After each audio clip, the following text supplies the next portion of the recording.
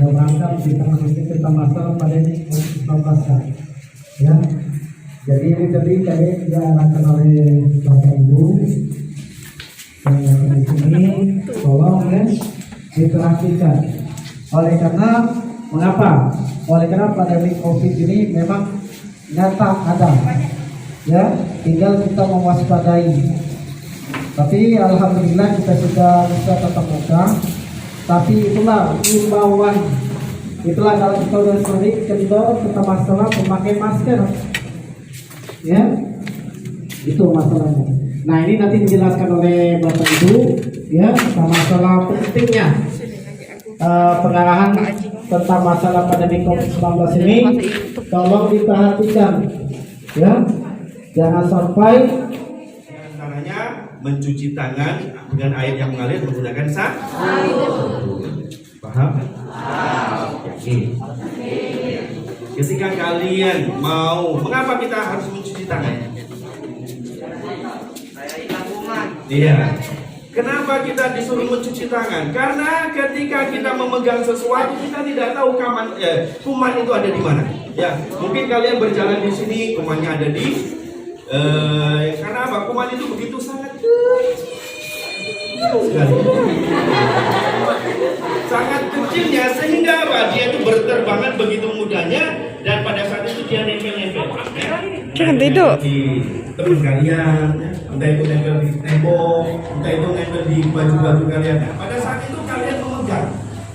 Pada saat kalian memegang benda tersebut nempel di tangan. Dan ingat kuman. Karena apa? Tangan kuman. Nah sekarang saya tanya, kuman, virus itu masuk ke dalam tubuh kita melalui apa?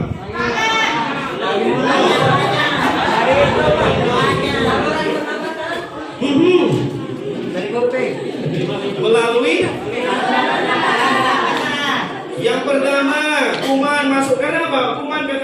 Kuman itu kan begitu kecilnya, berterbangan, ya. Nah, pada saat berterbangan, nah itulah mudah kita hidup. Nah, kita karena apa? Kita nggak nafas. Kalau kita nggak nafas, bolehlah kalian nggak usah pakai masker. Tapi kalau kalian nafas, harus pakai masker. Ya. Nah, inilah salah satu di antaranya untuk mencegah virus tersebut. Kita nggak berterbangan. Karena apa? Virus itu nggak kelihatan. Enak kalau kelihatan, kan? Dia lagi bawa senjata, kita bawa senjata juga.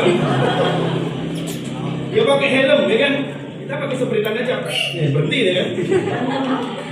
Nah, karena apa? Begitu dia tidak kelihatan, nah kita salah satu di antaranya ikhtiar kita menggunakan masker.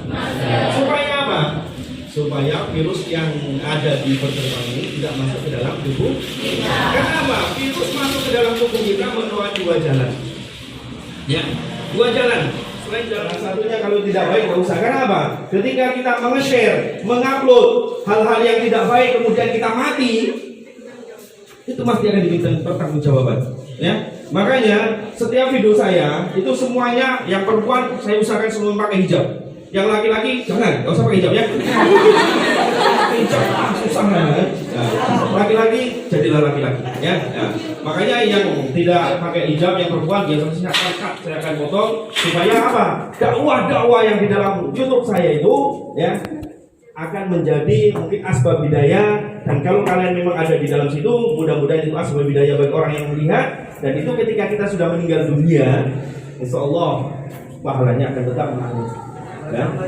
Ya, tetap menjadi amal jariah. Makanya ketika kalian mengupload, mengkonten hal-hal yang baik, ingatlah kita pasti mati. Jangan sampai hal-hal yang buruk kita sharekan sehingga apa? Ketika kita sudah mati, kita masih dapat kiriman dosa.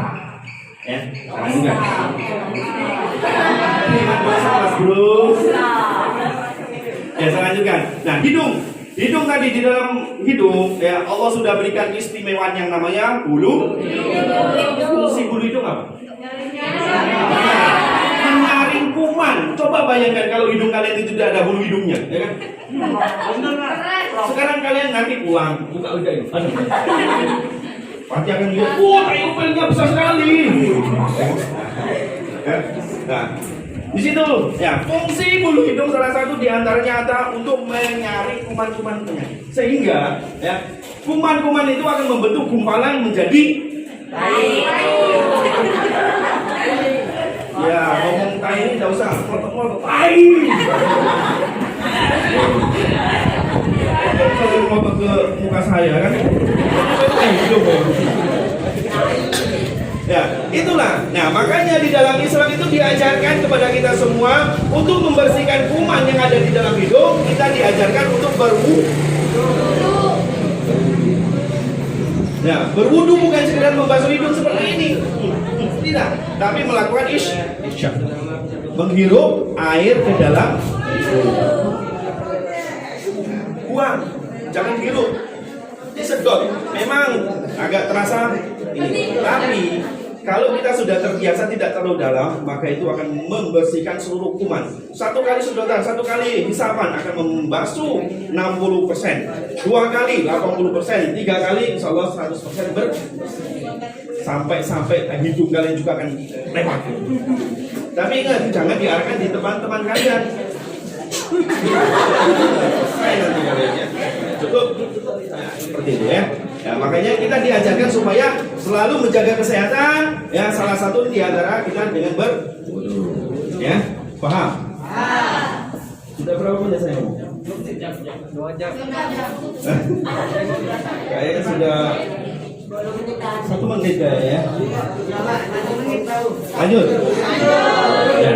Nah, oleh sebab itu ya kita dianjurkan, diajarkan kepada kita semua untuk selalu menjaga kesehatan, ya, menjaga makanan kita supaya makanan kita tetap bersih. Jangan sampai apa yang kita makan itu tidak mendapatkan barokah dan hidup kita tidak akan bermanfaat sehingga kesehatan kita akan terganggu, ya. Makanya di sini usahakan di masa pandemi Covid ini usahakan sering-seringlah ketika kalian setelah melakukan perjalanan atau kemana saja, usahakan pertama kali yang akan dihisab oleh Allah adalah amalan sholat. Barang siapa meninggalkan 1 kali sholat fardu dengan sengaja, maka namanya akan dicatat di pintu neraka. Fulan bin fulan pasti masuk neraka dan dia akan dibakar di api neraka selama 1 hud. 1 hud itu sama dengan 80 tahun. 80 tahun itu hitungan akhirat, bukan hitungan dunia. Sedangkan 1 hari akhirat sama dengan 1000 tahun dunia. Sekarang kita lihat. Sekarang ini baru tahun berapa? 2022. Berarti baru berapa hari? 2 hari bro. 19 hari dari mana? Kalau hitungan Masehi ya 1 hari 1000 tahun. Kalau 2 hari 2000. ini 2020. Baru 2 hari lewat.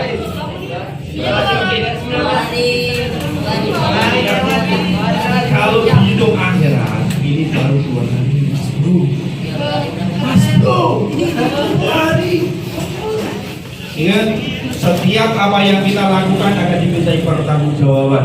Amalan yang pertama kali kan disab oleh Allah adalah sholat. Maka kita harus menjaga sholat. Keistimewaan sholat, perintahnya saja Nabi kita dipanggil oleh Allah, diangkat untuk menghadap Sidratul Muntaha. Sedangkan perintah-perintah yang lain tidak.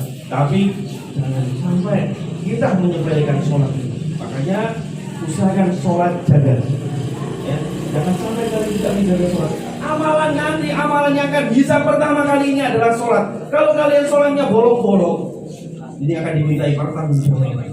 Dan ingat, pertanyaan kalau bisa jawab, saya kasihkan kok.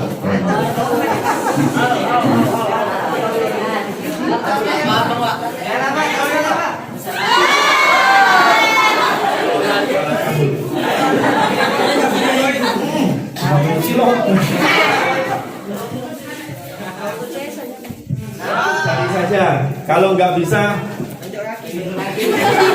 tunjuk mukanya teman, jangan tunjuk jari saja. Tidak usah teriak-teriak ya. Karena apa? Kalau teriak-teriak kan seperti anak TK kan? Kalian TK bukan? Hah? TK bukan? Kalau TK itu tapi saya akan tes kalian. Kalian TK bukan? Ya. Kalau pertanyaan saya, kalau kalian kerjakan tunjuk jari. Nah, ini saya ingin ngetes dulu. Kalian TK apa bukan? Kalian sudah mandi apa belum? Coba gerakan satu itu harus cepat gerakannya. Ya, ini kan MTS. Setiap gerakan harus cepat. Coba. Kalian sudah mandi belum? Di belakang banyak yang belum. Tunjuk tangan. Yang sudah mandi selanjutnya. Siapa yang sudah mandi? Sudah. Belakang belum. Siapa yang sudah mandi? Sudah. Oh, kita yang sudah mandi? Sudah. Siapa yang masih Coba jempol? keplok.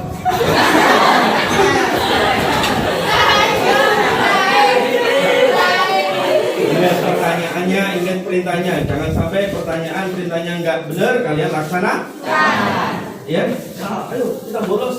Ayo, kalian lakukan. Ayo kita nyontek. Ini nggak benar.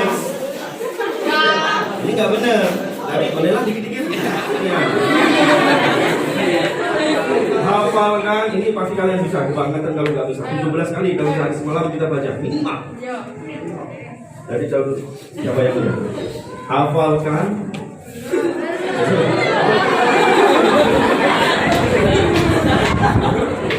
Hafalkan surat Al-Fatihah. Betul ya?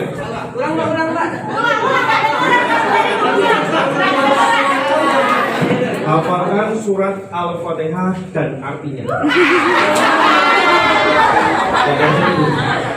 Ada paknya.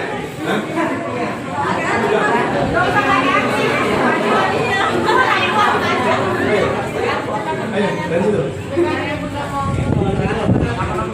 Ayo.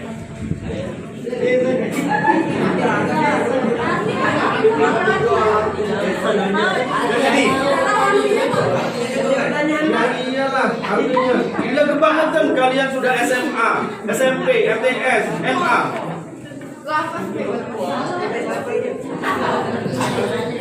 Ya. Al-Fatihah. Anak saya kan sudah bisa. Nah, sekarang mana nih? Hafalkan surat Al-Fatihah dan artinya. Coba. Iya, iya.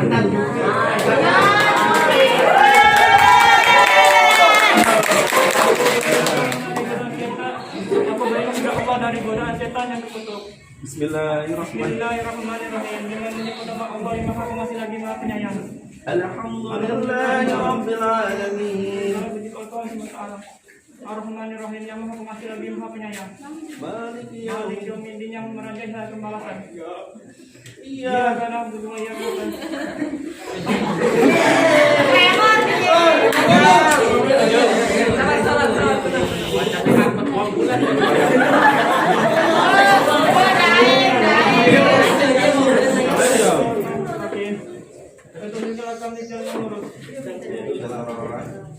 yaitu jalannya orang-orang yang selangkang bernikmat dan bukan pula jalannya orang-orang yang sesat.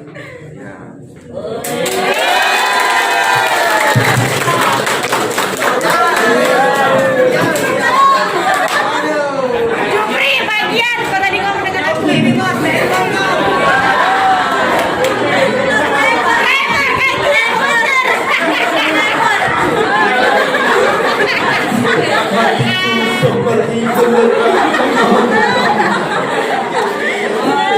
Ya, bagus. Al-Fatihah berarti kita tahu, harus tahu artinya. Ketika kita menghadap Allah, nggak tahu apa yang kita baca, gimana? Ketika kalian WA, SMS dengan cowok kalian atau pacar kalian, nggak tahu artinya gimana? Hai. Oh ini. Ekspresinya ya. Makan malam di sate, kita nunggunya di warung bakso. Kapan kita nunggu? Nah begitu juga ketika kita menghadap Allah. Al-Fatihah. Ya.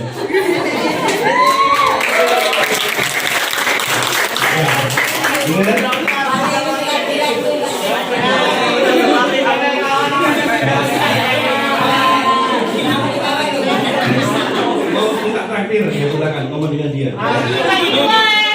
Bagi dua, sobek.